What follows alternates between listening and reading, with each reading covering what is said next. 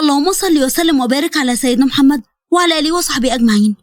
القصة دي للكاتبة المبدعة آية الموافي، ويلا بينا نبدأ قصتنا. مصطفى كان بيتكلم بعصبية. يعني ايه يعني علي الكلام ده؟ يعني اخته منع دخول اي راجل الفيلا؟ امال انا بقى اخد الاوراق اللي اخوها سرقها مني ازاي وخباها كمان في البيت بتاعها؟ للاسف يا مصطفى، هي مش بس بتمنع دخول اي راجل، دي بتمنع انهم حتى يعدوا من قدام باب بيتها. وست هانم دي بقى بتعمل كده ليه؟ شكلها يا صاحبي كده معقده زيك. هو انت نسيت ان انت بنفس النظام ده ولا ايه؟ ده انت لو لمحت اي واحده معديه من قدام الشركه بيبقى هين عليك بس تروح تجيبها من شعرها. طب والعمل بقى دلوقتي ايه؟ المشكله ان زفت اخوها ده اختفى مره واحده. يا عم تلاقيه خاف. اصلا انا لما عملت تحريات عنه عرفت بقى ان هو جبان جدا عكس اخته. طب والعمل ايه دلوقتي يا علي؟ معقوله الصفقه هتروح علينا كده عشان شويه ورق مالهمش لازمه؟ انا عندي فكره بس ما اعرفش بقى هي ممكن تنفع ولا لا. ما تتنيل يا عم تقول تخلصني، ما تحترم نفسك بقى وتقصر لسانك ده. هتتنيل تقول ولا اقوم لك انا؟ لا اذا كان كده فهقول. مش احنا عرفنا انها معقده من رجاله ومش بتسمح لهم انهم يشتغلوا عندها خالص او حتى يتعاملوا معاها؟ ما انت بقى تنكر على هيئه ست وتدخل الفيلا بتاعتها على انك الشيف الجديد بما انك يعني بتعرف تطبخ. نعم يا اخويا، انت بتقول ايه؟ سمعني كده تاني، انت قلت ايه؟ في يا مصطفى انت هتحاول ولا ايه؟ انا قلت الفكره وخلاص، عجبتك كان بيها، ما عجبتكش اعتبر نفسك ما سمعتش حاجه كبير. ايه ده بس كده؟ لا ده انت شكلك اتجننت على الاخر. بقى انا مصطفى اللي بيكره يشوف الستات من بعيد يتنكر بقى على ان واحده منهم؟ شكلك كده مستغني عن عمرك يا صاحبي. لا مستغني عن عمري ايه؟ انا لسه عايزه احب واتحب واتجوز.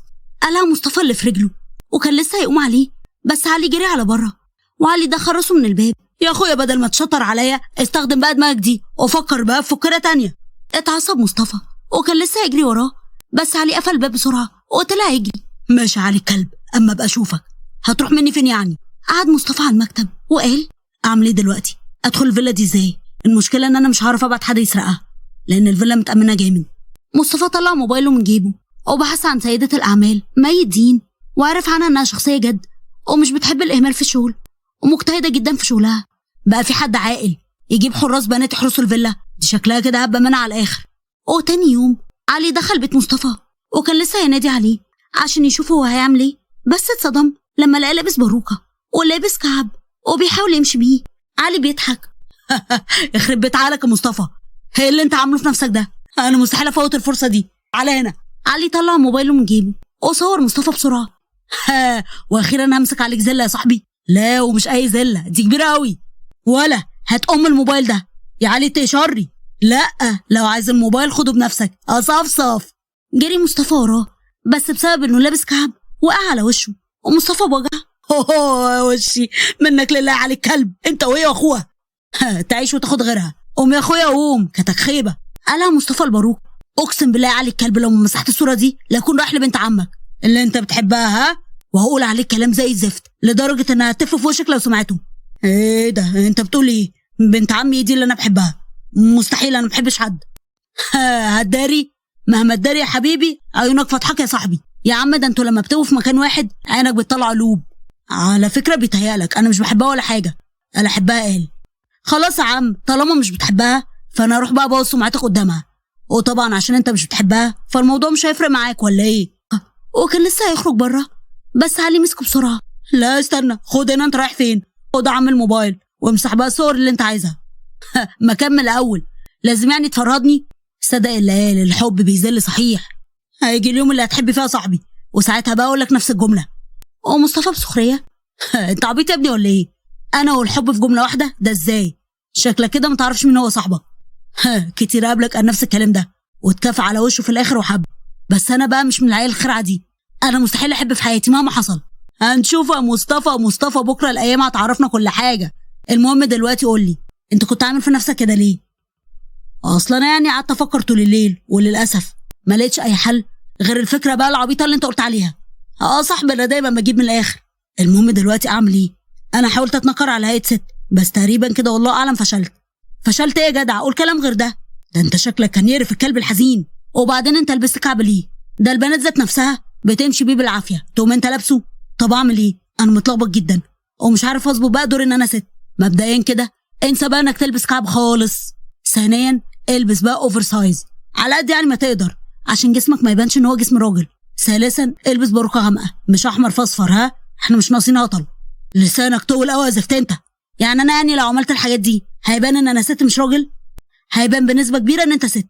بس خلي بقى صوتك رقيق شويه وما تخلوش خشن كده. عامله يا عم؟ ما دي نبره صوتي يا عم. اتدرب على انك ترقق نبره صوتك لحد ما المهمه دي تخلص. ما هو مفيش حل غير كده. يعني انت علي شايف كده، انا مش شايف غير كده، وابو كده كمان. ربنا يستر وما تقفش، عشان انا لو اتقفشت هتعمل مني كباب حله.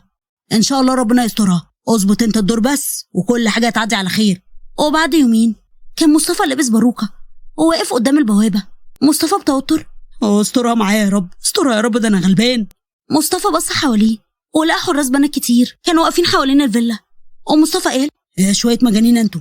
وقف مصطفى قدام الحارسه اللي واقفه على الباب وقال بصوت حاول يخليه ناعم على قد ما يقدر: انا الشيف الجديده، ممكن تبلغي مي هانم ان انا جيت؟ عبير بصت عليه من فوق لتحت: هو انا ليه حاسه كده ان شكل كده مش مظبوط؟ اتوتر مصطفى: يا باي بقى على الستات، ما انا مظبوط اهو، ولا هي بقى غيره وخلاص عشان انا يعني قمر؟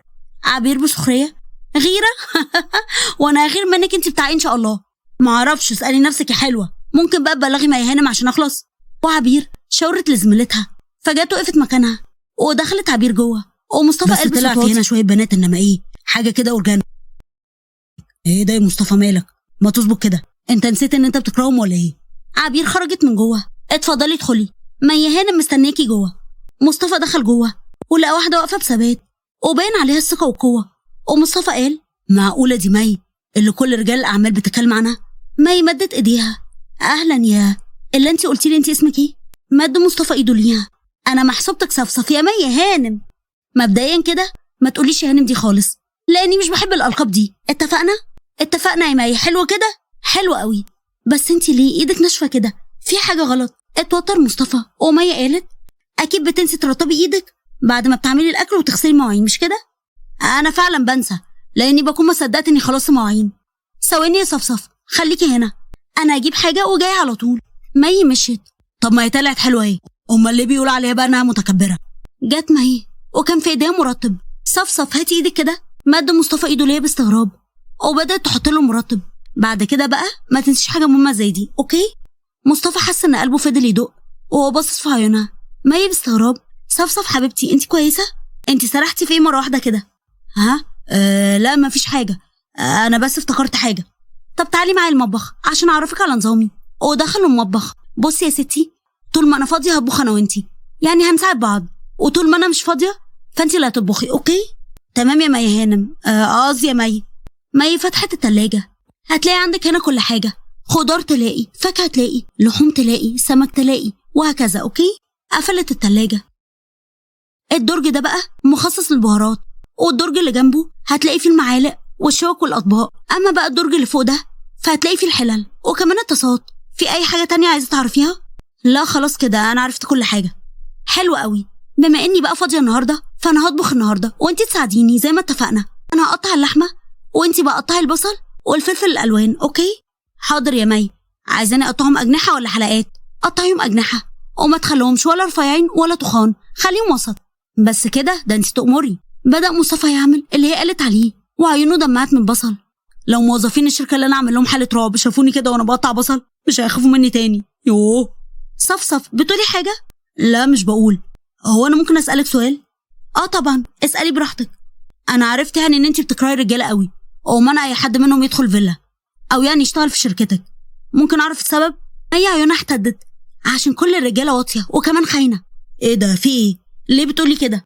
بقول كده عشان دي الحقيقه، الرجاله مؤذيه قوي. ده اخويا اللي من لحمي ودمي كل شويه يعمل مصيبه ويلبسها فيا عشان احلها له. اخس عليه، لا ملوش حق، هو مختفي بقاله كام يوم. ربنا يستر لا يكون بقى عامل مصيبه جديده، اصل هو مش بيختفي غير لما يكون عامل مصيبه. طب اخوكي وطلع واطي، ممكن بقى افهم باقي الرجاله مالهم؟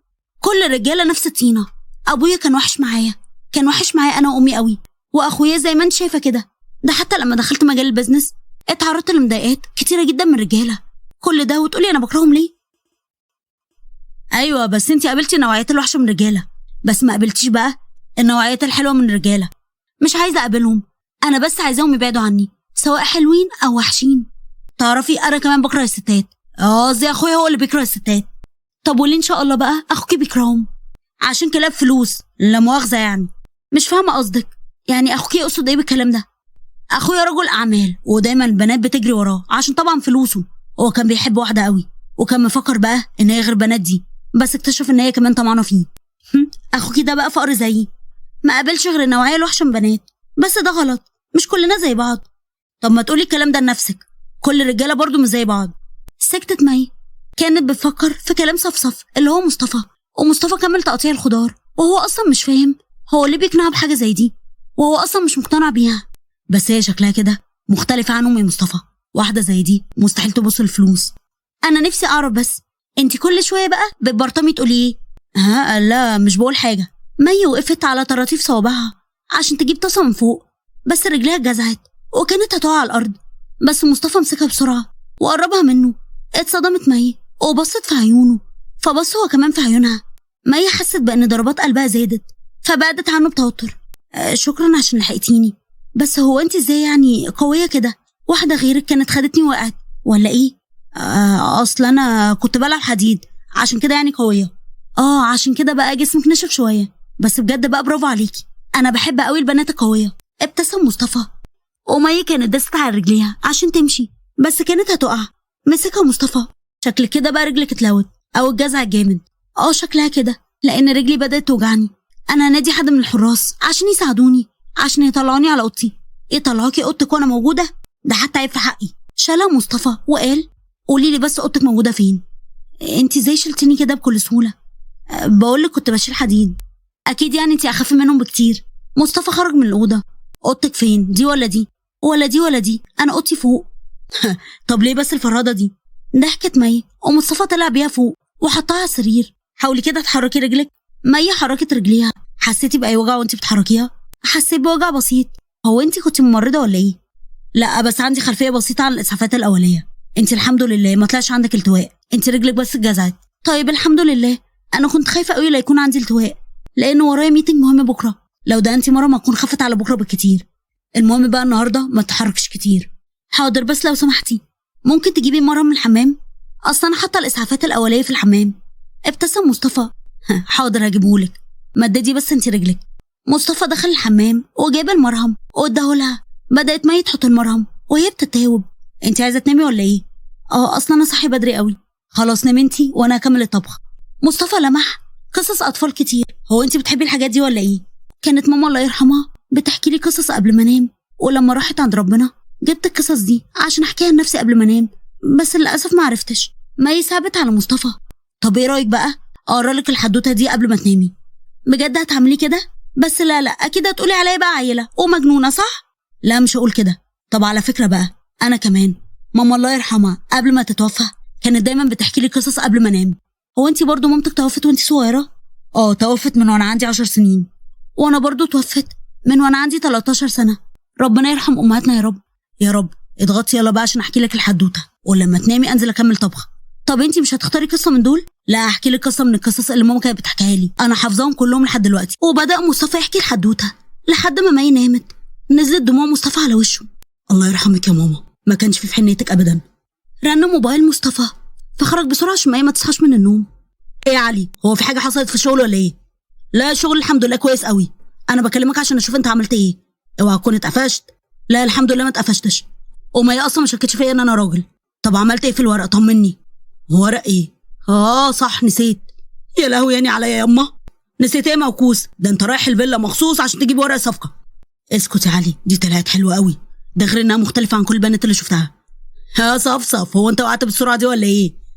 الكلام الهبل اللي انت بتقوله ده في يا علي؟ لا طبعا وقعت يا مجنون. انكر براحتك، في الاخر هيبان كل حاجه مهما نكرت. طب اقفل يا علي اقفل عشان انت سديت نفسي. قفل مصطفى الموبايل في وشه وابتسم لما افتكر ان مي نامت على طول اول لما بدا يحكي لها قصه. مصطفى ضرب نفسه بالقلم. ايه الهبل اللي انت بتعمله ده يا مصطفى؟ انت وقعت ولا ايه زي ما علي بيقول؟ لا اكيد لا يعني. نزل مصطفى المطبخ وبدا يشتغل، وصوره مي مش بتروح من خياله.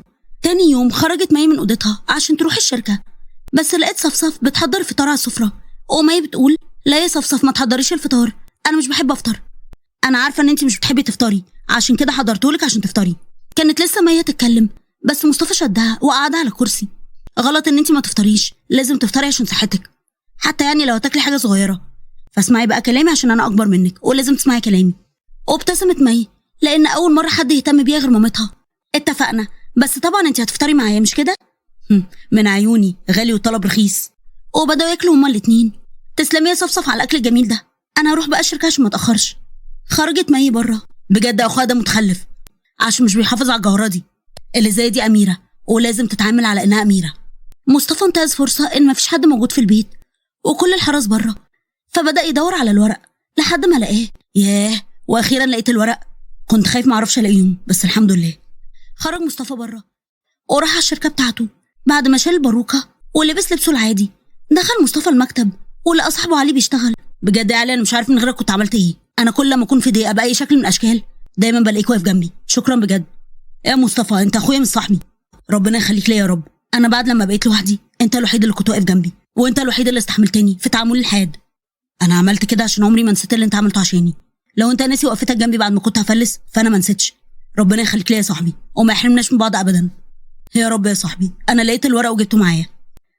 أنت بتتكلم جد يا صفصف؟ الحمد لله إنك لقيته.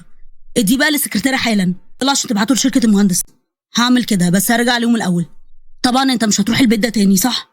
لا هروح، وقبل ما تستغرب تقولي ليه هقولك إن أنا ذات نفسي معرفش، بس أنا بقى عارف السبب يا صفصف. لو هتقول عشان أنا حبيتها فأنت غلطان، أنا ما حبيتش حد. طب تقدر تقولي أنت ليه بقى هتروح لو أنت فعلا يعني ما بتحبهاش زي ما بتقول؟ سكت مصطفى وما عرفش يقول ايه. أنا مش هضغط عليك، أنا هسيبك لحد ما تتأكد إن أنت بتحبها، وساعتها بقى تعترف لنفسك ومن غير ما حد يضغط عليك. فضل مصطفى واقف بيفكر في كلام علي، وبعد كده راح على بيته واخد شاور على السريع واتنكر وراح على الفيلا. كان مصطفى قرب على الفيلا بس لفت انتباهه ان في شابين محاصرين بنت وبيحاولوا يضايقوها، ومصطفى بعصبيه: يا كلاب، والله العظيم لا ربيكم يا اللي مش في الساعه 1 ربايه. مصطفى راح ناحيتهم واتصدم لما لقى ان البنت اللي بيضايقوها طلعت مي. اتعصب مصطفى قوي وما حسش بنفسه غير وهو بيهجم عليهم، ومصطفى بعصبيه: يا كلاب، والله لا ربيكم يا زباله، واعرفكم ازاي تحاولوا تضايقوها سواء هي او غيرها. وقعت الباروكه من على دماغ مصطفى، فقال واحد من اللي بيتضرب بصدمه: ايه ده، هو انت راجل ولا ست؟ اوعى تكون منهم يا لهوي. اتجمد مصطفى في مكانه من كتر الصدمه، وهما بقى انتهزوا الفرصه وجري بسرعه. ومي بصدمه: انتي طلعتي راجل؟ انا مش فاهمه اي حاجه. انت مين وازاي تعمل كده؟ انت اكيد حرامي صح؟ انا لازم ابلغ البوليس. وهو انا يعني لو حرامي ايه اللي هيخليني اتنكر؟ انا رجل اعمال مصطفى الجرحي. انت مصطفى الجرحي؟ انت اللي متعقد من الستات؟ طب عملت كده ليه؟ وايه اللي خلاك تتنكر على انك ست؟ اتنهد مصطفى واحكي لها كل حاجه. انا امتى بقى اخلص مصايب اللي اسمه اخويا ده؟ على فكره انت كان ممكن تكلمني وانا كنت هديك الورق بدل كل اللفه دي. وكنت اقول لك بقى ازاي ان شاء الله. ولهنا مش بتقابل اي رجاله غير في حدود الشغل وبس. يا ريت بقى ما تتريقش عليا، لان انت نفس النسخه بالظبط، ولا نسيت؟ بس انا بقى عرفت ان اللي بعمله ده غلط. لازم انت كمان تقتنعي ان اللي انت بتعمليه ده غلط. والله بقى سواء اقتنعت او ما اقتنعتش فدي حاجه تخصني انا. مصطفى عض على شفايفه بغيظ، فمي قالت: الا صحيح، انت جيت تاني ليه؟ هو مش انت لقيت الورق وسلمته؟ اتوتر مصطفى قوي وما عرفش يقول ايه. فمي قربت منه: انت كنت جاي عشان تستغلني بما اني يعني بنت جميله صح؟ طب احب اقول لك بقى ان انا بلعب كاراتيه، يعني بعرف ادافع عن نفسي كويس قوي. يا شيخه نيالي، ده انت لو حد تف فيكي هتقعي. اتغاظت مي قوي ومصطفى قال: سلام يا مزه. مشي مصطفى ومي كانت مصدومه. ايه المجنون ده؟ مجنون بس عسل. ايه ده يا مي، في ايه؟ ما تتلمي كده. مي دخلت الفيلا وعدى على اليوم ده شهر، وفي خلال الشهر ده كان مصطفى بيتعمد ان هو يروح الاماكن اللي هي بتبقى موجوده فيها، وكان دايما بيحاول يستفزها عشان تتكلم معاه. دخلت مي الاسانسير واتصدمت لما لقيت مصطفى فيه، ومي بغيظ: ايه ده، هو حتى الاسانسير كمان؟ ايه يا اخي، ده انا خايفه الاقيك في احلامي. كانت لسه مي تخرج بره بس باب الاسانسير اتقفل وطلع للدور اللي مصطفى ضغط عليه. على فكره المره دي كانت صدفه وما كنتش عارف ان انا هشوفك. على فكره ده بسبب بقى حظي المهبب. غمز لها مصطفى: ده بسبب حظي الحلو ان انا شفتك. اتكسفت مي وخدودها احمرت. اتفتح باب الاسانسير فخرجت بره بسرعه، ومصطفى فضل يضحك على كسوفها. وتاني يوم مي خرجت من الفيلا وركبت العربيه بتاعتها عشان تروح الشغل، بس اتصدمت لما لقيت مصطفى قاعد في العربيه. بسم الله الرحمن الرحيم، خضتني قال لي منك لله. ضحك مصطفى: عملتها ازاي دي؟ فهمني بس. انا ما حدش اتوقعني. بقول لك يا ميوش، ما تتجوزيني لاني كده ولا كده مش هسيبك. انت قلت ايه؟ اتجوزك؟ بالظبط كده، يا اما بقى اظهرلك في كل مكان، اكتر من كده كمان، اكتر من كده كمان. موافقه، بس ده بقى عشان تحل عني مش اكتر يعني. ها؟ غمز لها مصطفى. عشان كده برضو يا بتقولي كلام غير ده. وما تبقيش رخمة بقى. مش لما تقولها انت الاول وبعدين بقولها انا خلاص بعلن استسلامي، وبعلن بقى ان انا دلقت عليكي وحبيتك يا احلى معقده شفتها في حياتي. وانا كمان بعلن ان انا حبيتك يا اجمل معقد شفته في حياتي. ولحد هنا خلصت القصه خالص. ولو عجبتكم اعملوا لايك وشير واشتراك في القناه وتفعيل زر الجرس على كلمه الكل عشان يوصل لكم اشعار بكل جديد. بحبكم قوي، مع السلامه.